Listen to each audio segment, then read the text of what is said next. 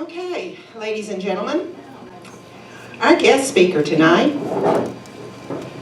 is the State Outreach Coordinator with Texas Values. That Texas Values is a nonprofit conservative group based out of Austin, Texas. This group is dedicated to preserving and advancing faith, family, and religious freedom in the state of Texas. And if it sounds familiar to you, if you've been watching your emails, and those of you that are on Facebook, Texas Values is extremely active. They are into a lot of things, and they report on them frequently. This young lady joined Texas Values team at the start of the 84th legislative session. She has a passion to see the restoration of family values in her generation as well as in generations to come. Before joining Texas Values team, she worked for the Heritage Foundation. She also has worked for the Family Research Council and recently for Congressman John Fleming in Washington, D.C. That's a pretty nice resume. In 2013, she even co-hosted a talk radio show covering conservative issues and including the recent pro-life omnibus bill, I hope I said that right, and the importance of marriage and family in our society. She graduated 2011 with a degree in speech communication from Louisiana State University, go Tigers, and she is currently earning her master's degree in public policy from Liberty University. Patriots, please put your hands together and give a big Trinity County welcome to Miss Nicole Hudgens.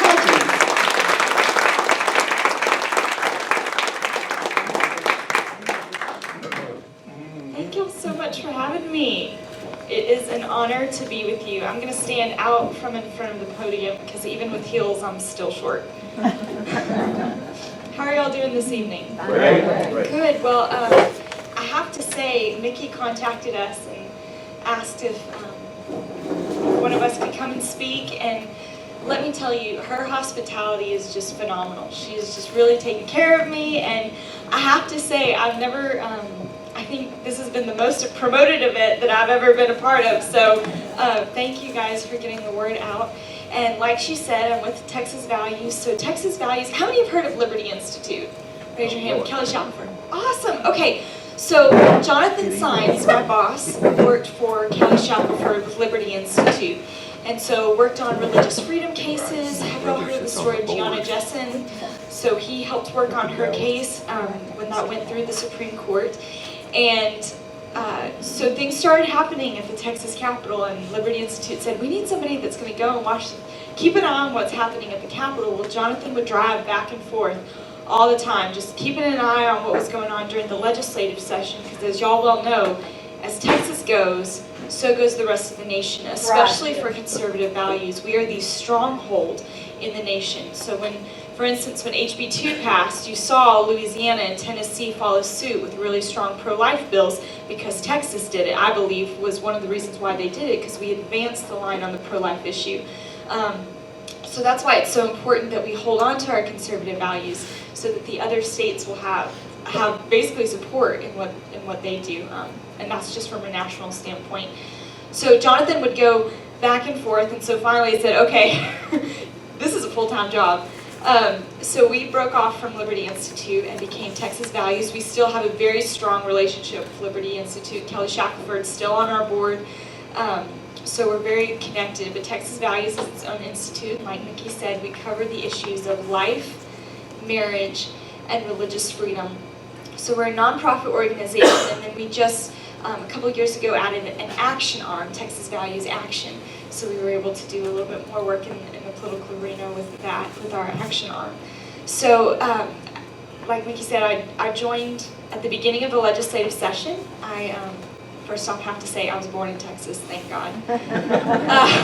To two amazing parents. My dad was in the military for 24 years as an Air Force pilot, and I'm very proud of him for that. So when I heard the announcement in support of the veterans, I just appreciate what y'all are doing for the veterans. I know that's very important work. So I have amazing parents who believed in just training their children in the way they should go. And so growing up, I just had two phenomenal parents who prayed for me. Never underestimate the power of a praying parent. Yeah. So, and I could tell just when I met some of you tonight, you know, the Spirit of God lives inside of us, and you just know when you're in a group of people that are praying hard, especially for their nation, and I can tell this group does that. So, grew up, traveled around a little bit, and I always thought I was going to be a nurse, and God had other plans.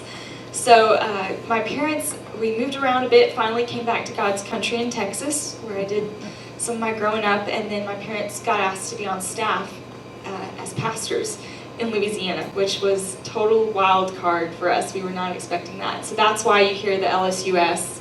I ended up going to school in Louisiana, so please don't hold that against me.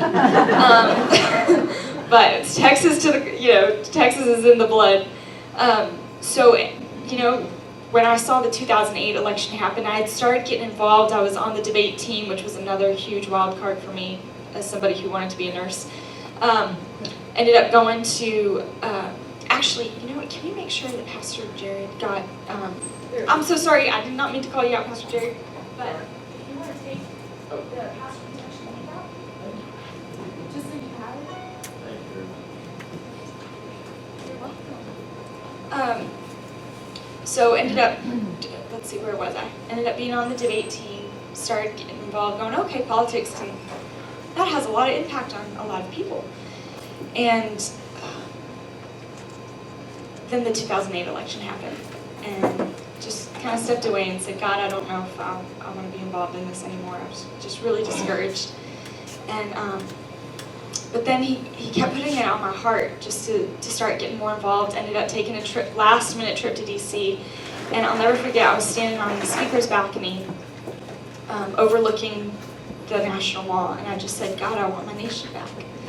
Because I have parents who came before me who instilled in me values that said, someone has gone before you and paid a price so that you can walk in freedom.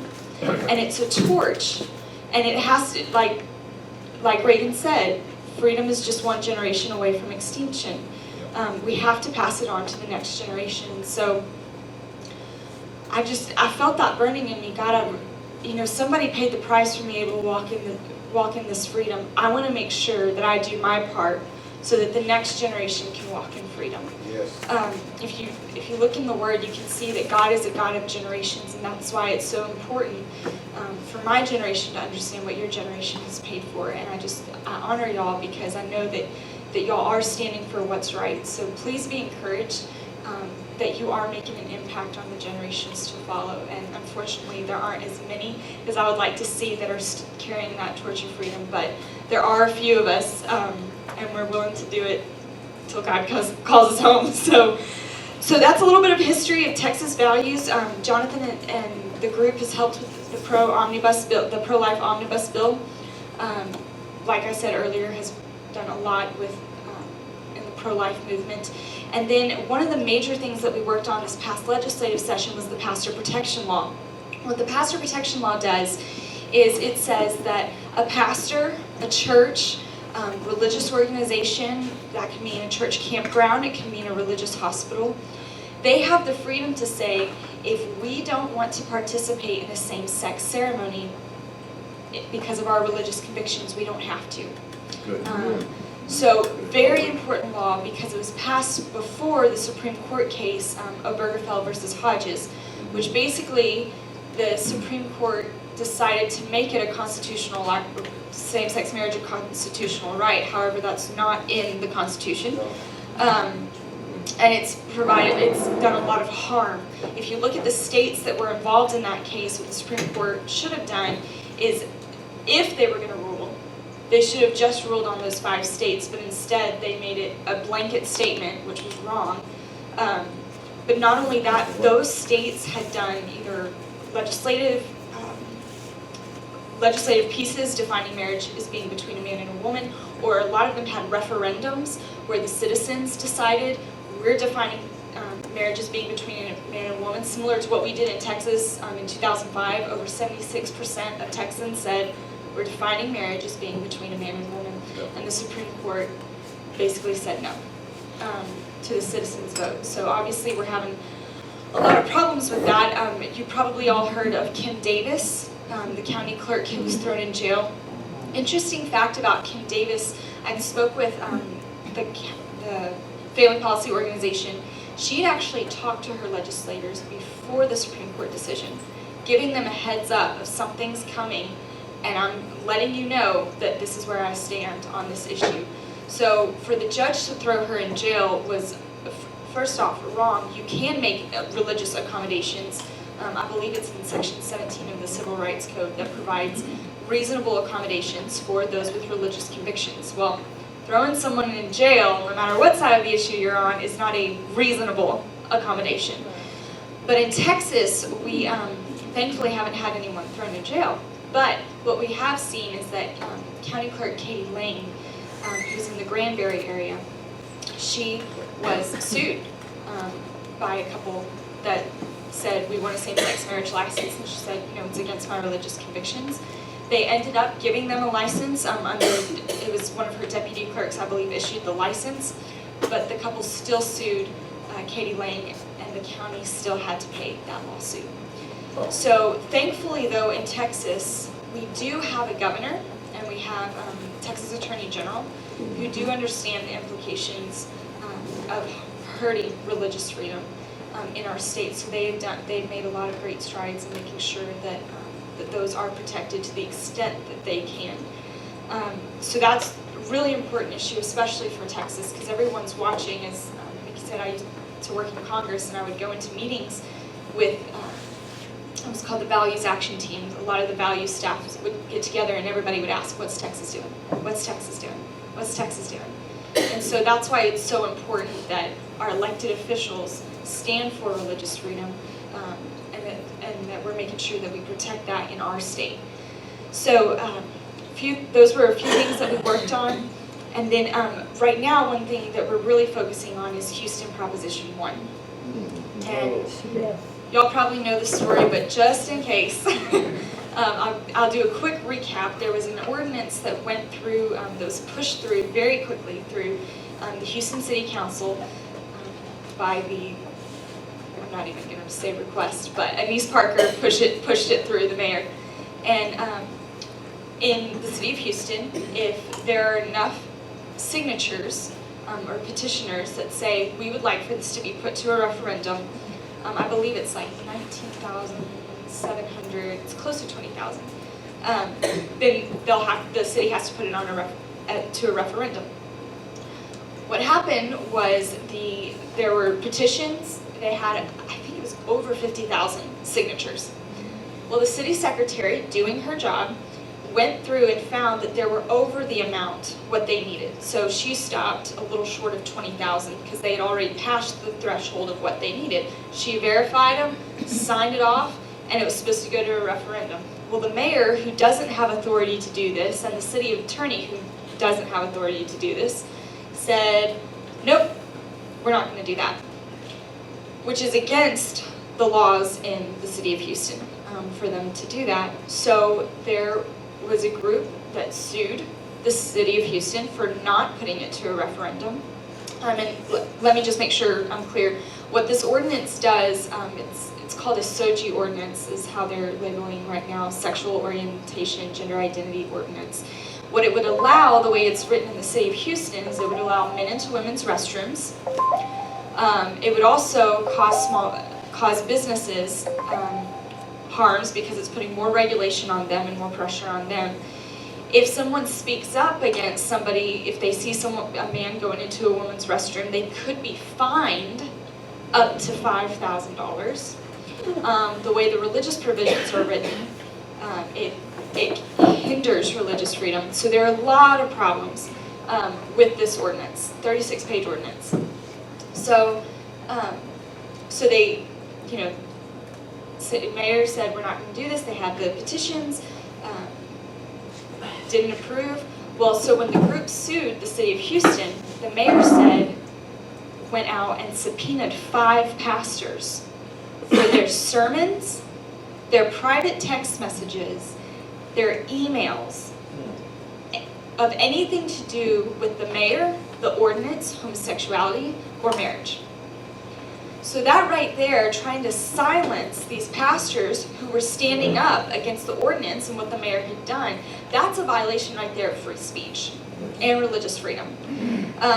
What's interesting though is some of the pastors said, if she took our sermons, well maybe she'll listen to them and change her mind. So, not sure she did that, but what happened is when 5 pastors in Texas are subpoenaed for the private text messages and sermons, the nation starts paying attention.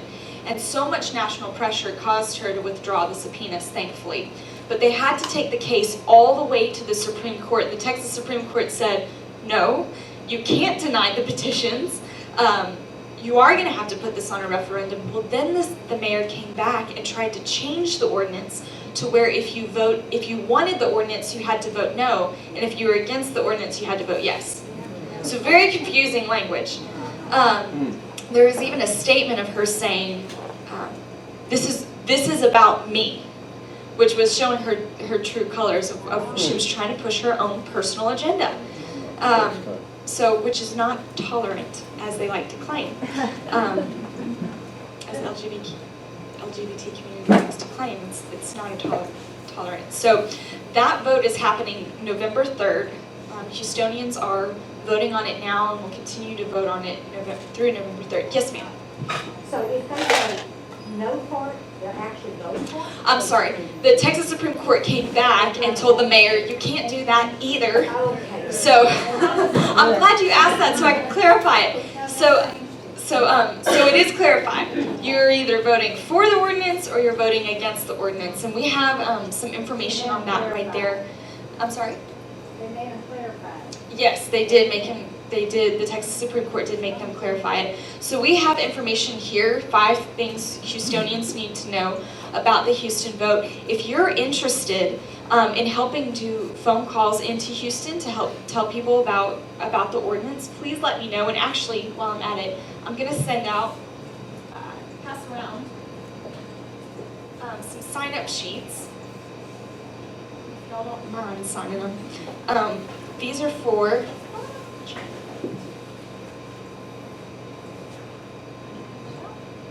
this is for our email list.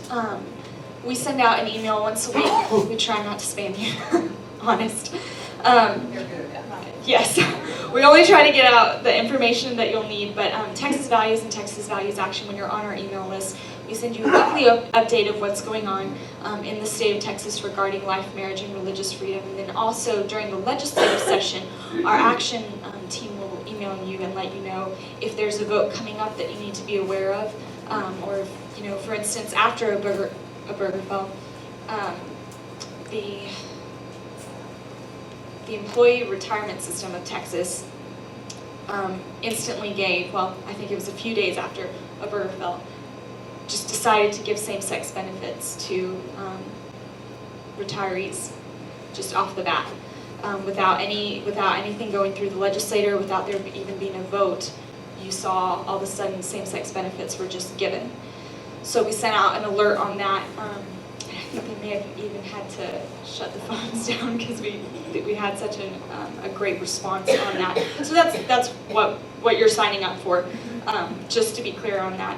So we've been working on the Houston issue, and actually another thing I have here is Jonathan was on the cover of Citizen magazine, which is focused on the families magazine. So that tells a lot about the background of the Houston story, of Houston Proposition 1, and then how we've been involved. So I encourage you, just pick that up, it's free.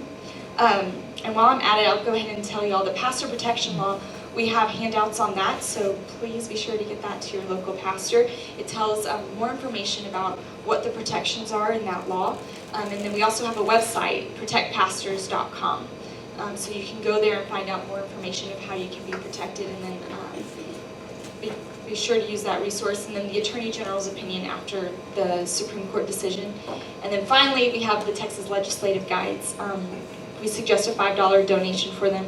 We're running a little bit low on them, but this is just a great resource. It's got every state representative, every state senator, your school the school board, and then your national or your congressional members and Senator Ted Cruz and Senator, thank you, John Cornyn. I go back and forth between federal and state, and I'm going, I know I've got a name in there somewhere I'm missing. So, great resources. I also have a couple copies for 10, yes ma'am. I think that's what she's still counting on. Watch TV and they said, vote yes on Prop 1. Right, and we want them to vote. Prop 1. Right, so Houston Prop 1, No. vote no. That's what we're promoting. Houston Prop 1, vote no. So if you know anyone in the Houston area who's voting, please get this information out to them. This is a very harmful ordinance, so we want to make sure that people are voting against the ordinance. Another thing that we've been working on is the Planned Parenthood issue. Many of you know that the Center for Medical Progress has released videos, undercover videos, where they went into Planned Parenthood conventions. They also went into Planned Parenthood just down, I say down the road, but in Houston. The most recent video actually was of a doctor from Austin and describing the abortion procedure. And what was really disturbing about this is the procedure that they're using to harvest the organs and to harvest the parts of these innocent children are similar to partial birth abortion. And according to federal law, you cannot alter the abortion procedure in order to harvest anything. But that's what they've been doing, and that's what these videos show, is that they're doing this for the funds. And any way that they're trying to alter it, even if it's for research, if you're altering the abortion procedure at all, it's against federal law. So what you're seeing is that, the pro-life movement has been happening so much. There's so many pro-life groups that have happened since 1973, but now what we're seeing with these videos being released is that the public is finally waking up to what's going on. People are finally seeing that it's a child in the womb. And actually, they had a rally outside of the Houston clinic, and there was a woman there who had had an abortion, and she shared, and she said, watching these videos, I'm having to relive some of the pain that I had to walk through. And but she's talked about how the Lord has walked her through that process of healing. So what's important, I feel like, on the pro-life issues, to one, realize what we're doing. Two, to pray and ask that the Lord would bring healing to those who have walked through that journey. And that's not an easy journey. And so many of those women have no clue what they're doing when they walk into these clinics. They're being told it's just a blob of tissue. It'll go away. This isn't going to have an effect on you. So they're being lied to and deceived. And then they're having to walk through a very painful journey. So please be in prayer about that as we as a nation are shifting on the issue. But some good things that are happening is that the state of Texas has defunded Planned Parenthood with their Medicaid funds. There's a lot of defunding we had done at the state level, which was wonderful. But what was happening is that they were still receiving Medicaid funds. Well, because of the videos and because investigations that have been taking place, they've come out, the Inspector General has come out and said, we're taking away your Medicaid funds because of Medicaid fraud. And I'm sure some of y'all may have known a few years ago, I believe it was Planned Parenthood Greater Texas, had to settle a case with the state of Texas because they had committed so much fraud. I think it was $4.8 million in settlement. There's another group, I think, that was being investigated as well at the federal level, and they had committed, I think it was over $100,000 in Medicaid fraud. So that's what's good. What's even better is that what we're promoting right now, a lot of groups are, like Alliance Defending Freedom, great resource, is saying, okay, because everybody will talk about, what about women's health? What about women's health? There are federally funded healthcare centers that do everything that Planned Parenthood does, and then some, but they don't do abortions. For every one Planned Parenthood clinic, there are 19 federally funded healthcare centers in the state, just in the state of Texas. So what we're arguing is that let's take that money that Planned Parenthood's been getting and put it towards these federally funded healthcare centers. So these are the actual centers that are doing the mammograms. Planned Parenthood does not do any mammograms. They're only referrals. They finally admitted that in Congress. But so what we're saying is, okay, if we're going to put funding towards women's health, let's put it towards someone that's not going to abort children and that is actually going to perform healthcare. So pretty easy solution there. There's also, there's so many reports been coming out. Alliance Defending Freedom even just put out a report recently of Planned Parenthood neglecting to report sexual abuse for their clients who come in. So obviously the light is exposing the darkness, so we need to continue to pray that the light exposes the darkness and pray for our elected officials. The Senate also did an investigation, the Attorney General did an investigation on Planned Parenthood. Obviously it's leading to taking away their Medicaid funds, but we need to continue to pray that they stand, especially for the state of Texas on this issue. Very important. Even in Austin, don't pray for Austin. They, after being in DC, people were like, oh, you're moving to Austin. I was like, well, if I've lived in DC, I'll be fine. I can survive it. But the Austin City Council just recently approved a measure that would support Planned Parenthood. And then a week later, they came out with, Center for Medical Progress came out with this video of a doctor in Austin saying how she does the abortion procedure. And it was horrific to watch, just her describing how she would take the children out. And it was really hard to hear that our city actually supports that. Well, because the video came out after the city council voted on it. So I wish it would have come out before. I think it would have had an impact. What's interesting about the city council in Austin, this is something else that Jonathan worked on, and that I brought up when I was testifying, is that the city of Austin tried to, 2 years ago, I believe, 2 or 3 years ago, tried to tell the crisis pregnancy centers that they had to put up a sign in front of their building and basically do false advertising of what they did and what they don't do. Of course, they didn't say what the abortion clinics had to do. They just started telling the crisis pregnancy centers that they had to put signs in front of their buildings. Huge violation of free speech. And so Jonathan got to work on that case and they won, and the city of Austin ended up having to pay quite a large sum of money, paying for the attorney fees and basically for losing the case. So that's a few things that we worked on, and then finally, one thing that I wanted to just touch on really quickly before I go to questions, because I would love to hear if y'all have any questions. We are actually doing a fundraiser in Houston, and it's our very first fundraiser. It's the Texas Faith, Family, and Freedom Gala, and it's going to be at the Hilton Post Oak. You're all invited. Go to our website for more information for the tickets. But we're going to have the Benham Brothers, who had an incredible show on HGTV, and they spoke out on the issue of marriage.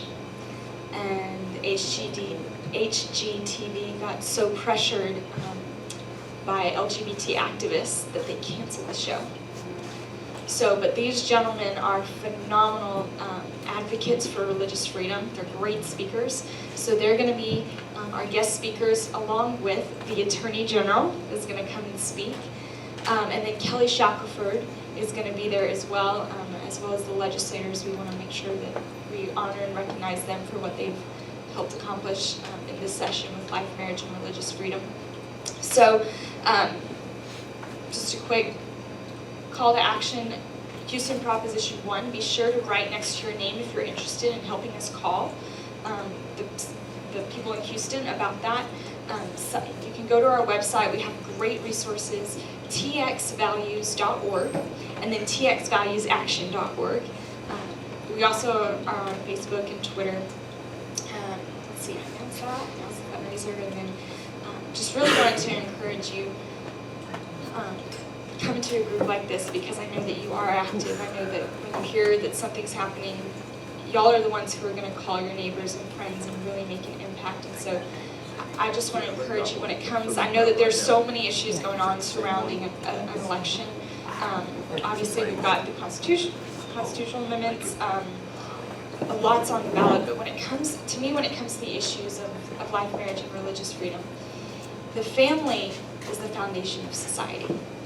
If you strengthen the family, then you strengthen society. So if you look at family as the base, then comes education, and then comes your religious society. From there, you get government and marketplace. Dr. Pat Fagan with Family Research Council has done extensive studies on the study of family. And the reason why that, for me personally, as a millennial, supports marriage being defined as being between a man and a woman is because if you look at the studies, kids do better with a mom and a dad. So if we can promote policies, because government has the options, they can promote a policy, they can permit a policy, or they can prohibit a policy. Family policy is something you want to promote because if you strengthen families and kids are being given the chance of being raised with a mother and father, they're going to do better, their grades are going to go up, drug use is going to go down, premarital sex is going to go down, they're going to be more involved with their community, and in society they're going to be just a better upstanding citizen. If you get those kids in church, it's even better. The stats go up even more. But that's why we do what we do, is because we believe that family is foundational. If you strengthen that, you're going to see the economy do well. If you see if that government's going to do better, it's going to get out of what it's not supposed to be involved in and do what it's supposed to do, which is to protect our rights and our freedoms. And I think you and I were talking earlier, when it comes to Houston Prop 1 or any of these issues.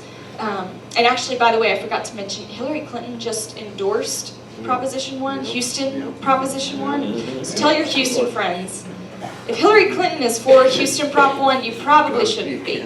But it's just a fact. That should tell you something about it. She tweeted out that how she's in support of it. Yes, they tried to call it the hero ordinance, but to me a hero would be somebody that would protect women and children. So let's promote the real heroes and vote against Proposition 1. So anyways, just wanted to encourage you guys. Thank you so much for having me. And then if y'all have any questions, please ask. Yes, ma'am. Hudgens, Hudgens. Gens. You're welcome. It's totally fine. It's a hard name. I tell you what. Yes, ma'am. The fundraiser is on December 3rd at the Hilton Post Oak. And if you go to txvalues.org, we have more information. And also, I have a few save the dates if you're interested in those. So thank you for asking. Yes, sir. I saw on the news this morning on that Proposition 1 in Houston that a man that thinks he's a woman that day, how can a man think he's a woman that day? To be honest, I don't know why he would. But that brings up a good point. There's no way, when it comes to these SOGI ordinances, there's no way to draw a bright line. We're creating a protected class that's based on behavior rather than an inherent trait. So that's why it's so important that Houston votes no on Houston Prop 1. Exactly. I'm feeling like a woman today. Any other questions? You talk about Yes, sir. rape and abuse. States in regard to all things breaking law. Of course, had they seen that video, I don't know if it would have made much difference in regard to that and how the vote would be swayed concerning, pro-life. One of the chief concerns that I have was being a right-to-work state. We've had such an influx of population move into the Texas area. And along with that, there are a number of Californians that have moved to this, especially around Austin. And I have a concern about the liberal mindset of people that might be moving across states. And it might Fruit That's and nuts. fed. So it concerns me. But Yeah, I got it. If you've got any idea or I didn't want to leave it outside. what kind of people are moving in our city? That's a really good question. I will say that those particular numbers are not in my wheelhouse of issues that I cover specifically. What I can tell you is Jonathan always has a saying that government belongs to those who show up. And I can tell you that when in Austin, when we have, we're trying to pass certain legislation that's going to be very pro-family values, the call, the email, the letter to your state rep and to your state senator makes all the difference. And I mean, I can tell you from Jonathan's perspective, he's talked to the state reps, state senators, and they'll say, 7 calls a day, that's a busy day for us. As many people live in the state.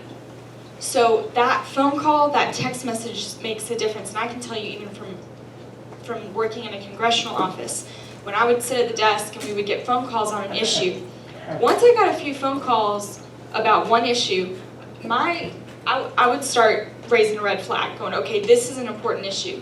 And I'd let the staff know, hey, we're getting a lot of phone calls on this issue. We might need to bring this up. So then they would bring it up to the attention of the congressman. So I'm telling you, that one phone call, that one text message, that one email will make a difference. It does make a difference. So having that presence, coming down to Austin and meeting with your representative or your state senator, letting them know your face, even letting them know you're there to pray for them. I mean, just having that connection does make a difference. They'll remember you. So I would say that just having that communication line open, even if you're not in the Austin area, is going to make a difference. So that would be that's the first thing that comes to mind, is just because we have people coming in doesn't mean that we should silence ourselves. That means that we should continue to stay active and continue to stay involved. Maybe we might not be in Austin, but you can have just as much of an effect. And I know when we had the pastor protection law come up, we had to send out a quick, hey, we need some pastors down here. 100 pastors showed up, y'all. We got the House to vote for us almost unanimously, if I remember the numbers correctly. The Senate, it wasn't quite as high of numbers, but overwhelming majority. That was just because they showed up and were willing. Some of them testified, some of them didn't. Some of them just wrote their name on a card and said, hey, we're here and we are for this pastor protection law. And now Texas is, as of right now, the only state that has a pastor protection law. So that's just one example of a bill of 100 pastors showing up. I mean, if y'all all came to the state capitol, a group like this, people would start paying attention. What's this group here? What are they doing here? Why are they here? What do they need? So don't underestimate the power of one and the power of few. Yes, sir. On a local level, has, just within the last few years, has there been any number as far as, votes being swayed either one way or the other in regard to? On the city council, Austin City Council? As far as having more of a liberal outlook on things? That's a really good question. I can't say that I'm an expert on the Austin City Council because we focus more on the legislative issues, the Texas legislative issues, and that's what was so interesting about this, what they just passed did have an impact on their legislative agenda. So when they go to DC and when they go to the legislator representing Austin City Council, they're saying, we want to use our resources to promote Planned Parenthood. When Planned Parenthood is being investigated by Congress, it's not the smartest move, and it's a terrible resource of time because as somebody who's worked in a congressional office, you've got a few minutes with the congressman on a good day. Unless they're, have votes, anything can change that.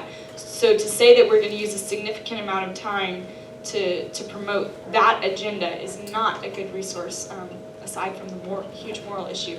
So as far as what the history of the Austin City Council, I can't tell you unless you want to move to Austin.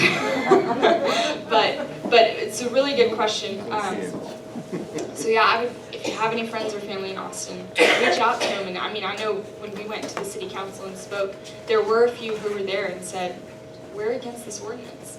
And so I think if you continue to stay involved and stay engaged, I'm newer to the city, but just like any city, if you continue to stay involved, it will make a difference. So. Speaking of what he was asking, I think you're kind of new there, so. I'm newer to Austin, yes.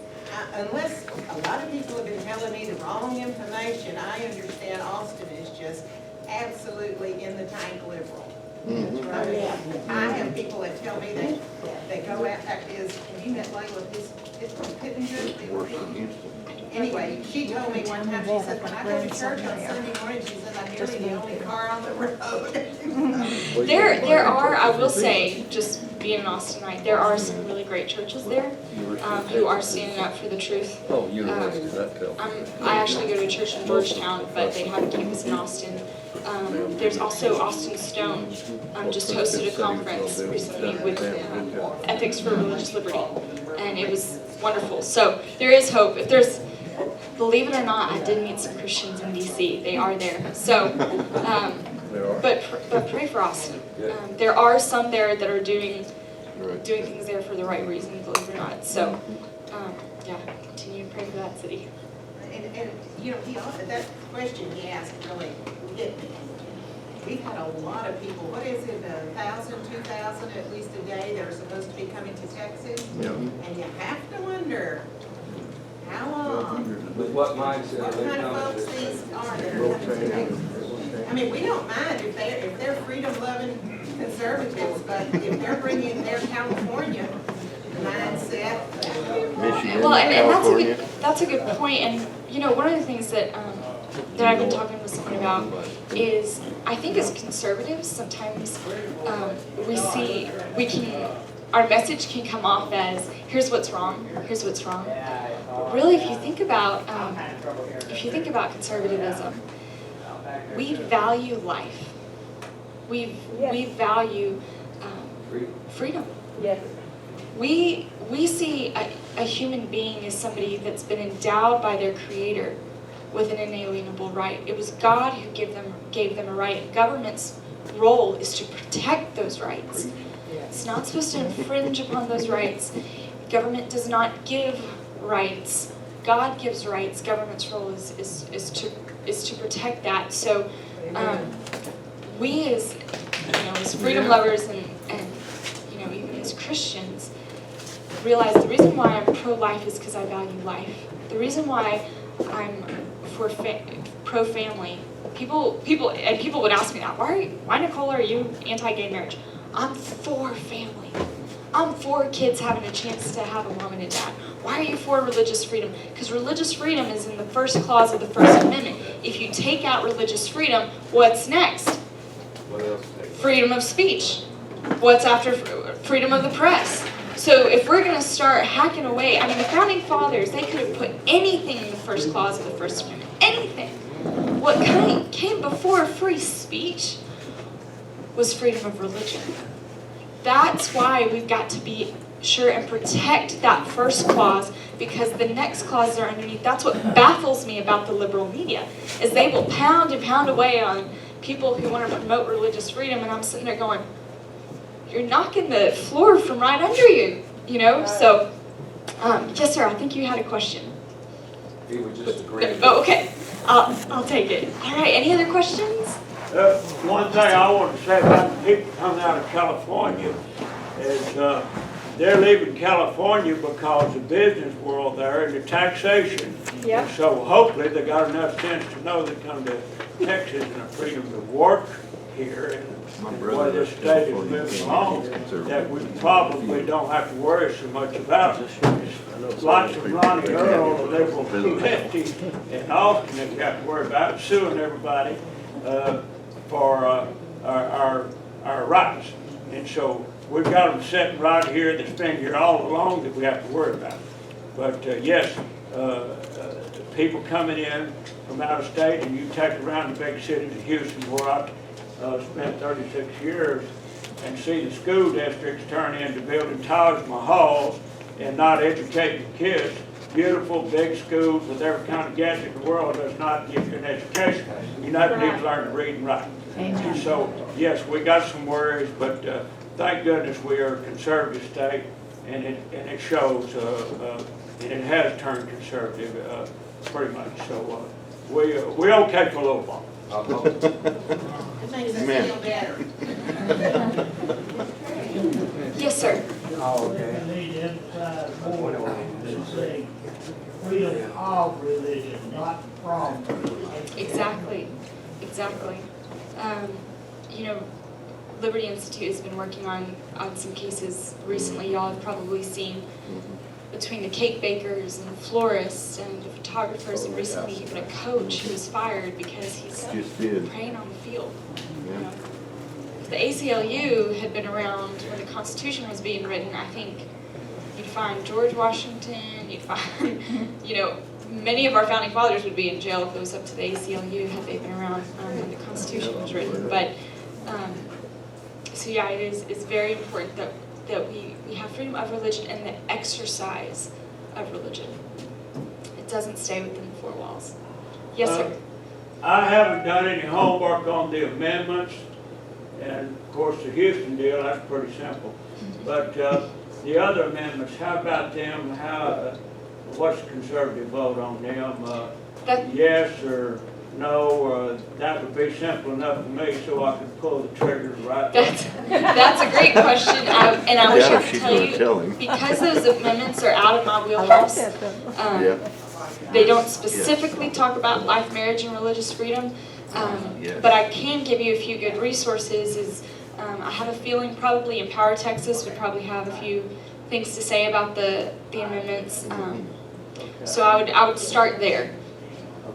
So, Thank you. but it's a good question. I need to research before I do my vote. There you go. And I firmly believe uninformed voters should not vote. And you should know what you're doing and do your homework a little bit. And there's great resources. That's always the best, and that's how we come up with the better leaders. Yes, ma'am. The League of Women Voters of Texas, you can just put that in your search engine. They have a very good guide that gives the pros and cons. Okay, and I am familiar with that organization, and they usually give a pretty good live. Thank you. Anybody else? Thank you all so much for having me. I appreciate it.